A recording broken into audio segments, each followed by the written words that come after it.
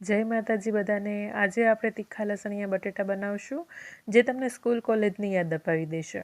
અને ઘણી વખત એવું થતું હોય છે કે બટેટા બધાના હાથે સારા બનતા હોય ન બનતા હોય, પરંતુ મસાલો છે તે બટેટાની ઉપર કોટ થયેલો નથી રહેતો, એકદમ ચોંટેલો નથી રહેતો। તો આજે એક ટ્રીક બતાવીશ, તેનાથી તમારે બટેટાનો મસાલો એકદમ સરસ રહે। અહીં મેં નાની સાઇઝના બટેટાને બાફીને બોઇલ કરી છાલ ઉતારી તૈયાર કરી લીધા છે। જે મોટા હતા તેના 2 કટકા કરી લીધા છે। એક મિક્સર જારની અંદર 3 થી 4 આપણે મીડિયમ તીખા મરચાં લીધા છે। તમારે જો તીખું વધારે પસંદ હોય તો તમે તીખા મરચાં લઈ શકો। 10 થી 12 લસણની કળી અને 1 ઇંચ આદુનો ટુકડો આવી રીતે કટકા કરી લીધેલો છે। તેને સારી રીતે મિક્સરમાં પીસી લેવાનું છે। હવે આપણે બીજી બાજુ મસાલો તૈયાર કરી લઈશું। તેની માટે મેં અહીં 4 મોટી ચમચી જેટલું લાલ તીખું મરચું લીધું છે। તમને જો ઓછું ફાવતું હોય અને કલર વધારે લાવવો હોય તો તમારે 1 ચમચી કાશ્મીરી મરચું ઉમેરવું હોય તો ઉમેરી શકો છો। અહીં મેં સ્વાદ પ્રમાણે મીઠું પણ ઉમેરી દીધું છે। તમે જો બટેટા બોઇલ કરવામાં મીઠું નાખ્યું હોય તો મીઠું ધ્યાનથી વાપરજો। અને આ બધું સારી રીતે પાણીમાં મિક્સ કરી લેવાનું છે, મીઠું અને મરચું બંને। બીજું કોઈ વસ્તુ આમાં અત્યારે ઉમેરવાની નથી, હું આગળ બતાવીશ કે બીજું ક્યારે ઉમેરવાનું। તો આ મીઠું અને મરચુંનો મસાલાની પેસ્ટ છે તે અત્યારે જ આપણે બટેટાની અંદર નાખી દેવાની છે। તો આ રીતે બટેટાની અંદર ઉમેરવાથી તેનો એકદમ સરસ એવો સ્વાદ આવશે, તેમજ બટેટાનો મસાલો છે એકદમ કોટ થયેલો રહેશે। તો અત્યારે આને એકદમ સરસ રીતે મિક્સ કરી લઈશું। તો અહીં મેં બટેટાની અંદર મરચું અને મીઠાની જે પેસ્ટ બનાવીને રાખી હતી તે ઉમેરી અને સારી રીતે મિક્સ કરી લીધી છે। હવે તેને આપણે જો સમય હોય તો અડધો કલાક માટે ઢાંકી અને સાઈડમાં રાખી દઈશું। અને જો ન સમય હોય તો સીધું જ તમારે પેન ઉપર તેલ લઈ લેવાનું છે। તો તેલ મેં અહીં 3 થી 4 મોટા પાવડા જેટલું તેલ નાખ્યું છે। તમે ઓછું વધારે તમારા એકોર્ડિંગ કરી શકો છો। તો આ બટેટાને બનાવવા માટે આટલું તેલ પૂરતું છે। મેં અહીં કિલો બટેટા લીધા છે, 1 કિલો બટેટા લીધા છે। તેને અડધી ચમચી હિંગ નાખી છે મેં, નાની અડધી ચમચી હિંગ, સાથે 2 ચમચી આદુ મરચાં લસણની પેસ્ટ જે આપણે તૈયાર કરીને રાખી હતી તે લીધી છે।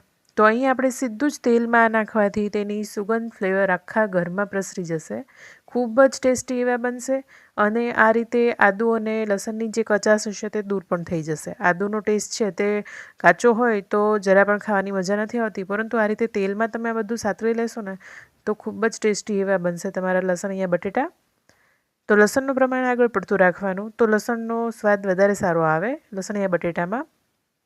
હવે મેં અહીં નાની ચમચી જેટલી હળદર અને મોટી ચમચી જેટલું ધાણા જીરું ઉમેરેલું છે। આ બધું સારી રીતે મિક્સ કરી લેવાનું। તો હળદર ધાણા જીરું આપણે આ સ્ટેજ પર ઉમેરી દેવાનું છે। હવે આપણે જે મસાલાને કોટ કરીને બટેટા રાખ્યા છે તે ઉમેરતા પહેલાં એક સિક્રેટ વસ્તુ ઉમેરશું।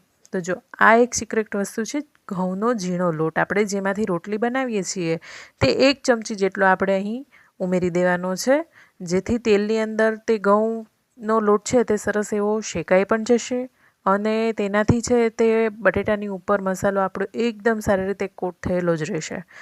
જે તમારે પ્રશ્ન હોય છે કે બટેટામાં મસાલો ચોંટેલો નથી રહેતો, મરચું તો ઘણું બધું નાખીએ છીએ પરંતુ ચોંટ્યું નથી રહેતું, તો તે સોલ્વ થઈ જશે આ ટ્રીકથી। તો હવે આપણે આ બધા જ બટેટાને જે મસાલો કોટ કરીને રાખ્યો હતો મરચું અને મીઠું, તે આપણે તેને આ મસાલાની અંદર ઉમેરી દઈશું। તો અહીં મેં બધા જ બટેટા ઉમેરી દીધા છે।